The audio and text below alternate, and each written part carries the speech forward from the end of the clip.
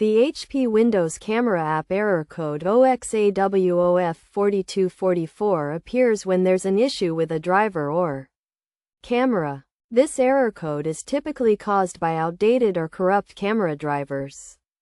To fix the error, several solutions can be applied.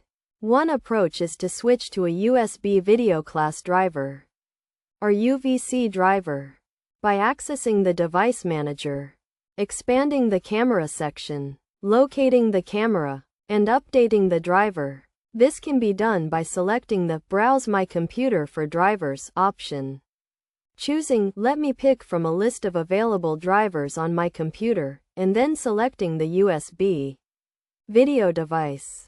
Another solution is to install a new camera driver, which involves accessing the device manager, noting down the camera's name and manufacturer, and then downloading and installing the latest camera drivers from the manufacturer's official website. After completing the installation, it's necessary to restart the computer to apply the changes.